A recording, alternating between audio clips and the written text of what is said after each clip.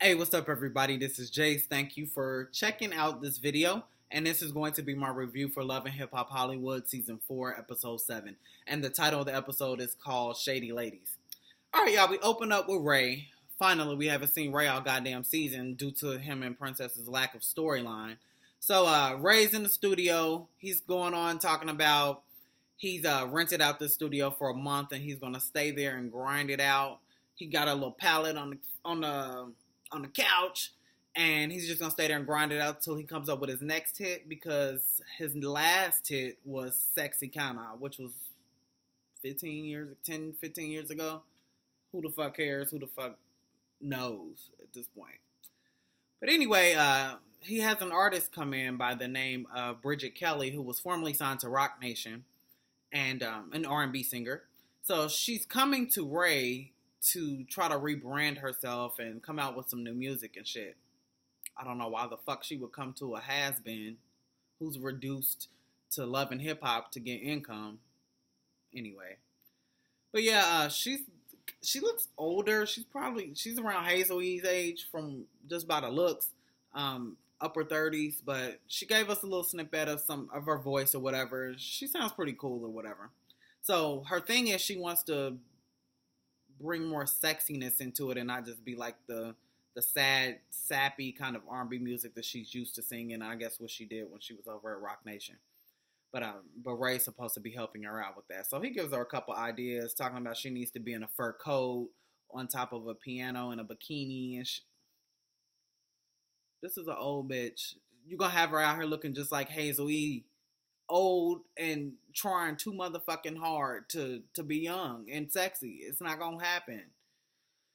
So also Ray, he wants us to hear one of his fucking songs that he's been working on, and he's gonna feature Bridget on it. This was the dumbest bullshit I've ever motherfucking heard, and I would not buy this album. The song was called So Good, and it's completely auto-tuned. Ray is singing home. Let me look down to get these lyrics. We do miracles in the kitchen. We smoking blunts with some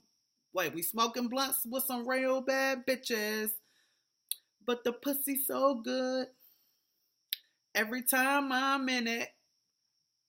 Ray, put that shit back on the shelf and chop it. That's trash. Anyway, we move on to Masika and Moniece. They are doing their little podcast called The Clapback. And what it is, I guess they pretty much just sit around and read other cast members from Love and Hip Hop.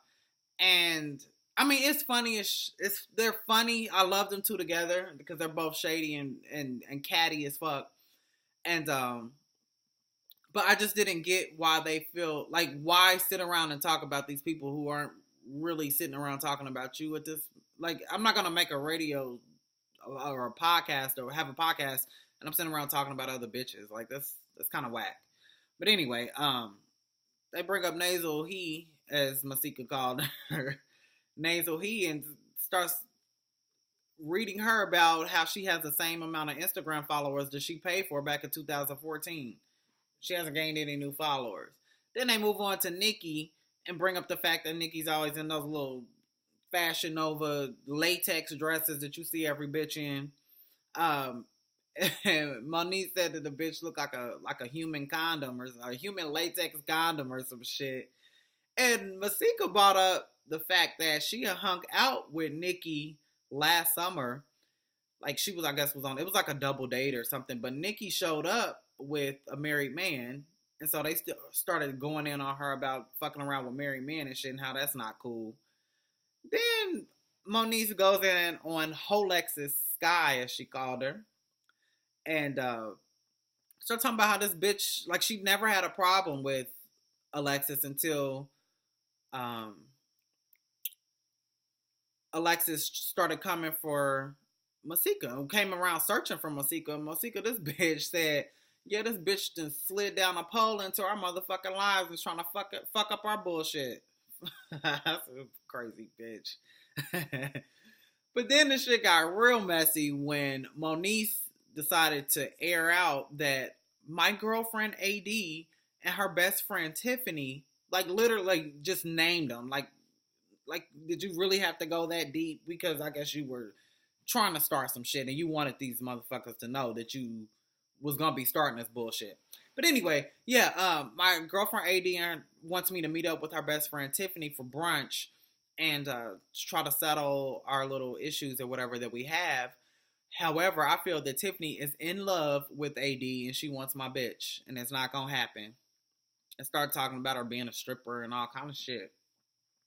But I was just like, Money's like, yeah, what y'all doing is funny, but it's just like you're being messy as fuck at the same time. Like, I feel like there's a way to be messy and or to be funny, but you don't necessarily have to be a messy bitch at the same time. You know what I mean? Anyway, move on to fucking Lucci and Alexis. Lucci has been hitting up Alexis to, I guess, try to get back with her. I don't know what the fuck, but he wanted to meet up with her. He basically just apologized for calling her a pass around pussy when that bitch busted in on his interview 2 episodes ago or whatever. But he was trying to hug her and shit. She was giving him like, don't touch me and, you know, shit like that. But they just agreed that they're just going to go their separate ways and just be amicable. You know what I mean? And Lucci also made the comment that because he hasn't had Alexis around, he's been able to spend more time with his son, which I'm trying to figure out, is the son in LA with the baby mama when she showed up? Like, or is the kid back in ATL where he belonged? Because Sarah never should have brought the fucking baby out when she was on bullshit. Like, I wouldn't bring my kid out for that shit. If I'm coming out to address some bitches, why would I bring my kid along? Anyway, neither here nor there. He has more time to spend with his son that he hasn't officially claimed as far as signing a birth certificate and shit like that. That's the end of them two for the episode. Oh, not Alexis though, just the end of Lucci. Moving on. Tierra meets up with Amber, the girl who's been fucking around with Cisco. Amber hit Tierra up on social media. I'm assuming sent her a DM or some shit. And wanted to meet up to talk about the whole Cisco situation and, you know, pretty much be messy and let her know that she's still fucking Cisco. Because according to Amber, she's been with Cisco ever since Tierra left him at the little store. And they've been fucking around in the hotel and shit. So her idea was, hey, I want you to pop up at the hotel. I'm going to let you in to see for yourself that I'm still fucking Cisco. And he's still my nigga. And then he's still going to remain my nigga. And Tierra's kind of like, she's going along with it because she's like, you know, like, bitch, I play this game with you. That's what she said. She's like, I'll play this game with you, but, I mean, he's going to pick me. And after he picks me, I'm going to drop his motherfucking ass. But, bitch, I'll go along with this little mess or whatever. See what the fuck is going on. So, she also called, she kind of low-key called her stupid and was like, well, bitch, like, why would you even put yourself in a situation so you'll end up looking like a fucking dumbass? You know what I'm saying? Because that's what you're going to end up looking like. Which I go ahead and move forward to the last scene of the episode when this actually happened. Tierra pops up at the fucking hotel. Was I calling her Alexis? Amber. Amber's her name. Amber opens up the door and she's like, oh yeah, come on in. And then she says, oh, Cisco, we have company.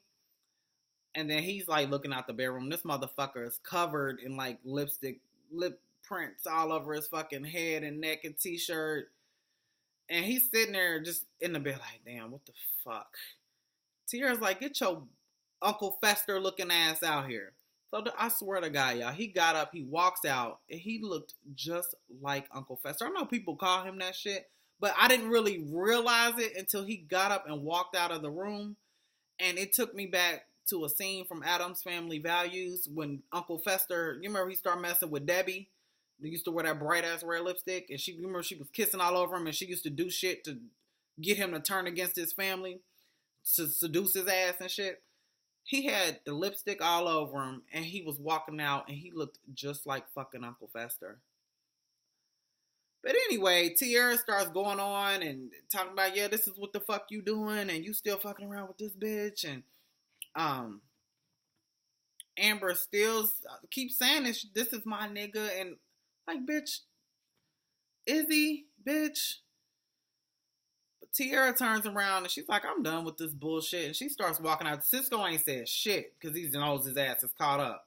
So she turns around to walk out, and the first motherfucking thing he can think of is the dumbest fucking lie. And I probably would have punched him just for saying this bullshit. This motherfucker say, yeah, we were laying in the bed because I was in the process of telling her that I didn't want to be with her and that this was too much and that I really want to be with you, Tiara. Tiara was like, really? Really? And so at this point, Amber's like, oh, that's what the fuck that's what you was gonna tell me? You was gonna drop me? One thing I can say, Amber kind of played the shit cool, and she didn't get crazy, and I don't want to say respect it, but I guess I can respect it. She was like, all right, that's cool. She's like, I'm a grown ass woman. It is what it is. You're not gonna claim me as, as your girl or whatever. So it's cool. I'm about to go pack my shit up and I'm out of here. So I guess I can't respect that, I guess. But like Tiara said, bitch, you gonna end up looking motherfucking stupid, which Cisco is a fucking clown and he made you look like a fucking puppet. Anyway, so she packs up her shit and she's walking out, and then Cisco starts calling Amber to try to call her back, and Tiara's like, why the fuck you calling her back? You know what I mean? And Tiara's like, I'm fucking out of here. And then he starts calling Tiara, talking about he wants to be with her. So it was basically going to be a lose-lose situation for Cisco at this point. And they pretty much left his Uncle Fester looking ass there, both of the bitches. So I guess Tiara's plan kind of worked. Like, bitch, I'm going to fuck up you and him, and then I'm going to leave his motherfucking ass. So that's the end of that. Moving on. Ray J's playing this goddamn song for A1 in the studio. And I guess he actually added on Bridget's lyrics or whatever. And he's sitting there, they rocking out and shit. And A1 is like, yo, this is fire. Why does everybody on this show, every fucking song that comes out, everybody claims is fire? Like, come on, A1. Like, you claim you got 7 number ones on the Billboard, or 7 songs up on the Billboard. Like, you know good music. You know that is some straight up trash. Trash. T-rash. Stop lying to your homeboy. Anyway, as they're finishing up this song, Ray J is telling A1 that he's been sleeping in this studio and shit, and he's been staying there to try to avoid Princess from talking about the whole low sperm count and shit like that. So he's been staying there, and he's actually been slipped up and fucked Princess on the couch that A1 was sitting on. So A1 was like, yo, like, I ain't trying to, like, this is my bro, but I ain't trying to be laying on couches and shit that you fucking on. But in walks Princess, and she has on this, like, fur kind of cape kind of thing. Like she was about to go on a red carpet or something. But anyway, Ray J's like, what the fuck you got on? And she's like, oh, this is my creation. So I guess that's what Princess does. Because, I think maybe when she first came back, I was like, what the fuck does Princess do in that review? I don't know what the fuck Princess does. Like, what do you sit at home all day? Like, because she doesn't do anything. So I guess she's a designer now, and she's designing like these little fur capes or these different little like shawl kind of things that have these little buckles, whatever. So she shows up to fuck Ray J, and she's like, A1, could you excuse us? And Ray is like, no, like, I don't want you to go. Like, I got plans for you tomorrow. Like, I'm gonna take you to the hotel tomorrow, and we're gonna do our thing there. So she takes off the hood, takes off the cape, ready to fuck. Ray J pulls it back on, gets her the fuck, actually flips the shit around and trying to make it seem like him and A1 got work to do. And he got this big ass surprise for her tomorrow. I just kind of went in a circle, but yeah, that was the end of that scene. Let me go ahead and finish this up. So they actually get to the hotel. Princess walks in all happy. She has on another one of her creations. This time it was like a black beaded kind of shawl with the buckle here. It was actually cute, and she had on a black dress. She was kind of giving Morticia Adams with the straight black hair. Like she was giving Morticia Adams. But she was cute though. So they walk into the room, and it's like he got like a rack of furs and shit. He has tripods set up, lighting set up, and I'm like, damn, what y'all about to shoot another the Kim K porno part 2? Like, is that what you about to do with Princess? But then all of a sudden, a fucking cameraman walks out of one of the rooms or whatever, and she's like, well, wait, you got photographers here? Like, what the fuck is going on? And it already looked like somebody had been on this bed. Like, what is going on? He was like, oh, yeah, I want to spend a whole night with you, but at first I got to do this photo shoot with Bridget Kelly. So then she walks out in this motherfucking ridiculous ass coat. And Princess at this point is like, okay, now this is some bullshit. Like, you done bought me here thinking that we're about to spend some quality time together and shit, but you really got work to do. What the fuck is going on? So she storms out the room, starts crying and shit about a fucking elevator and shit. Bye, Princess. So then Ray goes back into the room with Bridget, and Bridget is pissed at this point because she's like, okay, first of all, you got me looking like a fucking mariachi band member. It was like a ridiculous color. It was given like, I don't even want to say, it was mariachi tees. That's what it was giving. And then this bitch had these curly hair. Princess actually said, yeah, like, I'm not into this shit. Like, you got me up in here with this bitch looking like Shirley Temple and shit with these curly ass. She literally had curls, like spiral curls. And this jacket on. Looked like she was doing, like, literally Shirley Temple on Broadway or some shit. But, yeah, Bridget was pissed. She was like, fuck this bullshit. Now Princess gonna be looking at me like me and you in this room on some bullshit. You know what I mean? Because she kind of threw her, basically he kind of put Bridget in the middle. You know what I'm saying? And it's supposed to be about business. So Ray is like, man, well look, let's just go ahead and do this photo shoot. The first fucking pictures, they like Bridget looked so fucking mad. And she's already kind of old looking, so it just really, it wasn't doing sexy, which was her goal as far as her looks. You weren't giving sexy. You was looking like old, mad woman. That's what you were giving. But anyway, that's the end of those. Ray J and Princess. We may see them next week. Who the fuck knows? So then we have the scene with Tiffany, AD, and Moniece. They all meet up at some little Mexican spot for brunch. Again, they have Moniece on one end of this long ass table and Tiffany down on this end. That way they can get to the fight in case some shit happens. Pretty much Tiffany kind of went off and was like, you know, you're not a fucking lesbian. That's my main issue with you. You've put your son off on AD. Basically, you're not a good motherfucking mother. And you're after AD's money. I'm kind of thinking, okay, what money does AD really have? But she did have a nice little house from the last episode that I watched.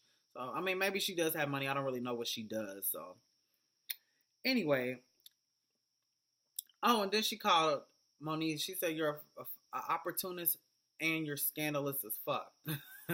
And at that point, and then she kind of attacked her mother and, you know, shit like that. So, you know, that's definitely a soft spot for Moniece. She's never going to nobody's ever going to let that shit die. I mean, it is what it is, but Moniece, when we were introduced to you, your whole situation was Cameron's being taken care of by Fizz, and I'm kind of out doing my own thing. Meanwhile, you're messing around with all these guys, Rich Dollars, and, you know, shit like that. And you're not really taking care of your son. So that's kind of been your story this whole series. So that's the only thing really that bitches can read you about is your son and attack you that way. So once she did that, Moniece was like, fuck you, bitch. How dare you fucking judge my mothering skills? She said, I take care of my goddamn self, first of all. She was like, AD, ain't that right? And AD was like, yeah. But then I noticed that Tiffany said, well, the only shit that I'm going off of is things that I've heard from AD. And they just kind of skipped over that. Like, and I'm thinking like, well, damn, like, AD, what the fuck have you been telling Tiffany? Probably in those situations when they've been mad, when Moniece and AD have been arguing or some shit, and she probably ran to Tiffany and told her this bullshit.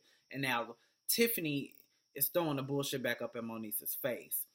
So I don't know what the fuck was said, but I caught that shit. And they just kept kind of going back and forth. And eventually Moniece was like, look, I'm fucking out of here. Like, I'm not going to apologize because I've been the one I've been disrespected or whatever. So I'm fucking out of here. And Tiffany was like, well, bitch, you ain't apologizing. I'm not apologizing. So basically this whole little meeting, this kumbaya meeting was some bullshit. And it's not going to fucking happen, AD. Sorry, girl. Moving on. We get back to Marcus and Brooke. They've been gone for an episode or two also. Marcus has a performance, and Brooke decides that she's going to show up just to support him and show him what the fuck he's been missing. She has on this fucking fur coat. She looks gorgeous though, but she always looks gorgeous to me. Her hair is always on point. Every time we fucking see Brooke. Makeup, everything. But she just looked kind of foolish because she's in a club in LA, once again, where it's hot as shit. But you got this fur coat on. And, yeah, I didn't get it. But anyway, A1 is there. Nia, Moniece, and Lyrica. So and also Alexis and Lyrica, you know they're friends or whatever. So they're dancing to the dumbass song that Marcus is performing.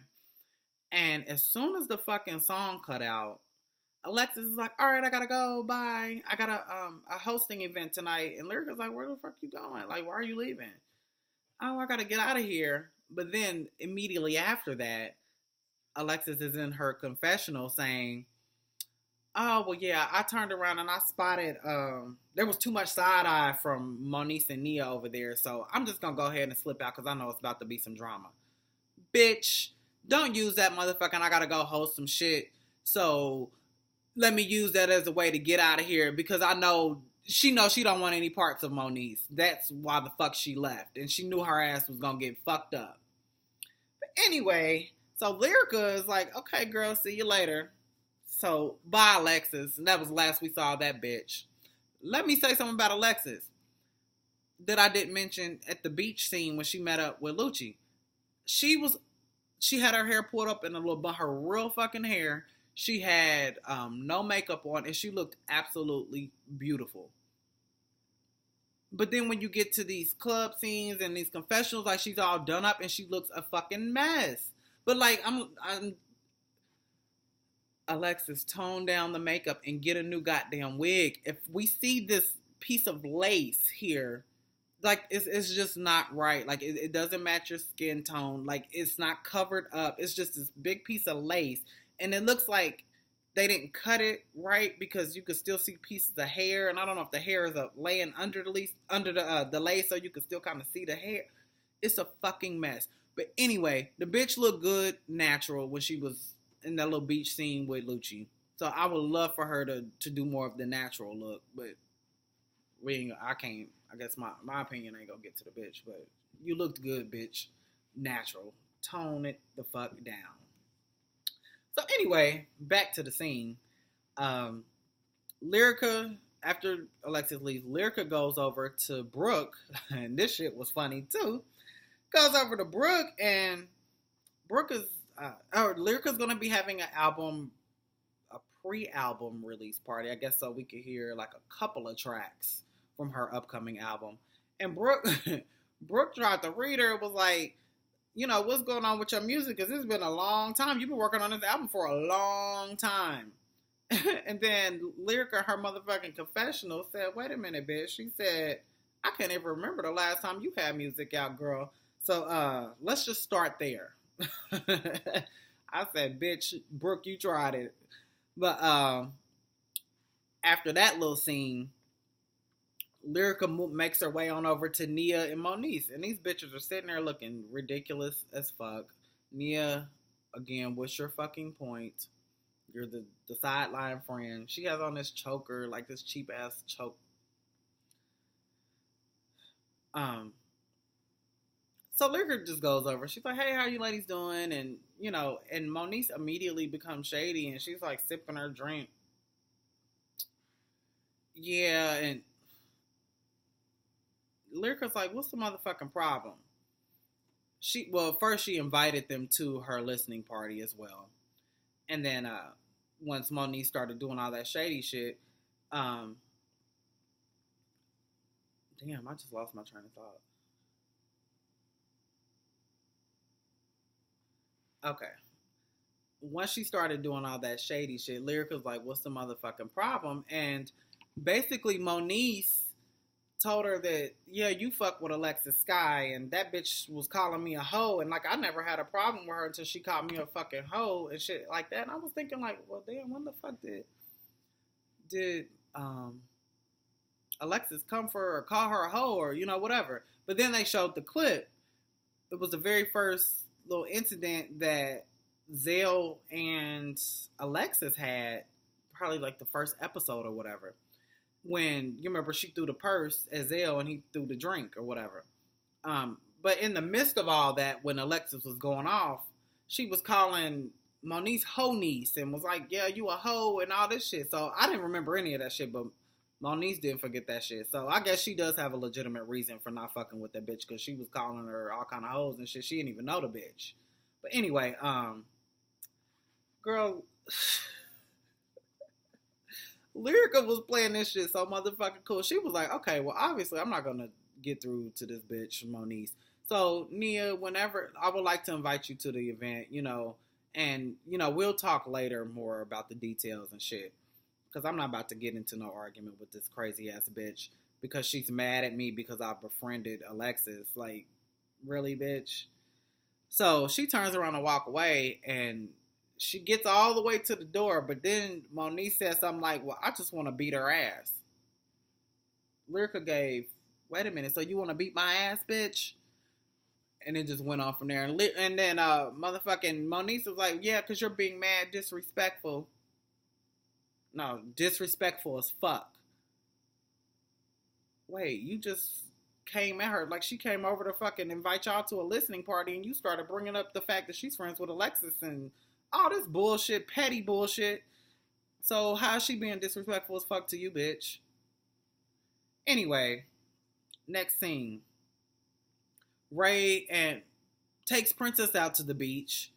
It's windy as fuck, like hair's flying everywhere. This bitch has on a damn cover because it's so goddamn cold and windy, and you could barely fucking hear them talking because there's so much goddamn wind.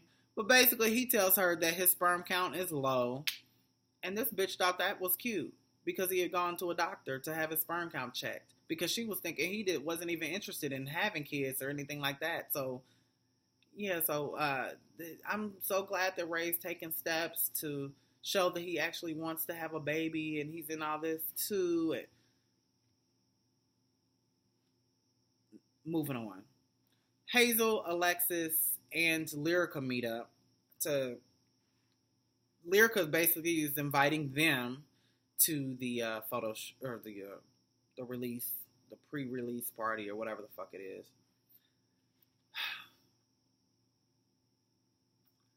Hazel was sitting there, and the wig, I just don't get the wigs. Like, what is going on with these girls' hair? Hazel has on this ridiculous ass wig. Then they move around to Alexis. She got on that same wig I was just talking about with this goddamn lace piece here that is too much. And Lyrica's hair looks ridiculous too with this orange shit she got going on. It don't look as crazy as the other two bitches, but all of these bitches' hair look just crazy as fuck to me. But anyway, she tells them about the drama with Moniece and Nia or whatever at the little at Marcus's performance or whatever. They start going in. Alexis is talking about, "Yeah, I have hundreds and thousands of followers on Instagram, and bitch, I can end your life or end your career or something in just one click." And Hazel starts adding her little 2 cents in, talking about, yeah, the only reason why she's she's falling out with everybody and got beefs with everybody because she's so motherfucking loyal to Masika and shit. Okay, bitch, that's what she's supposed to do. Fuck you, bitches. It's actually, my niece is a little petty in this situation, but I'm the same way. Like, bitch, I ride for my motherfucking friends. I'm loyal to my friends. You know what I mean? I'm not fucking with bitches that my friends don't fuck with. It is what it is. Bitch, if you were so fucking loyal as you claim to be, bitch, you would still have friends. Tierra will still be your goddamn friend. Whatever. So then there's the next scene with Masika out house shopping, and she's up at some mansion in the hills. Like, bitch, what coin do you have to where you could afford that? And she claims that she's with the best real estate agent in LA.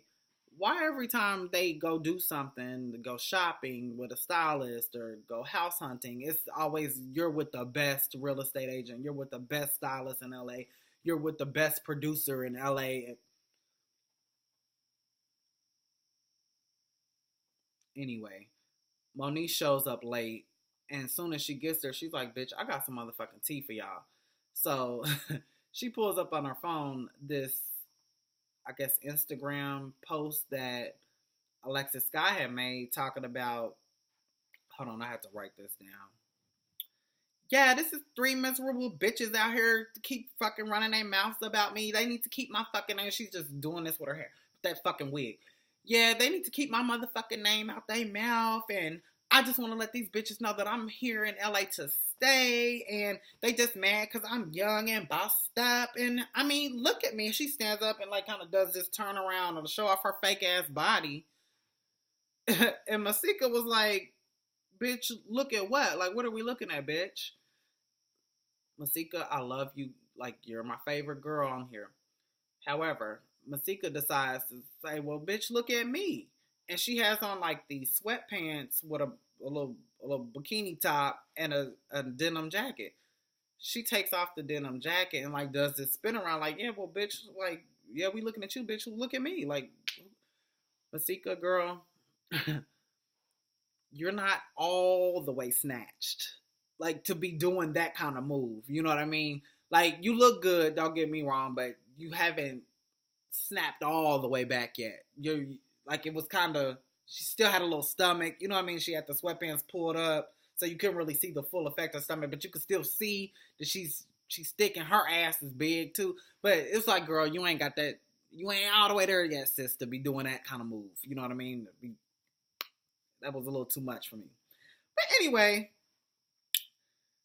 Nia basically told Masika that she needs to take care of it. Masika's like, well, bitch, she's still in love with my child's father. Like, that has nothing to fucking do with me. She's mad because of some shit he did. She needs to take that up with Fetty, which I fucking agree. Like, Masika don't owe you shit, and I've been saying that since Alexis first came on this motherfucking show. Like, what are you mad at Masika for? Like, why are you claiming you coming from Atlanta to LA to fucking confront Masika about a motherfucker that don't give a fuck about you? Like, you need to talk with him about that shit. Like, what's your beef with her? But anyway, yeah, that was pretty much it for this episode.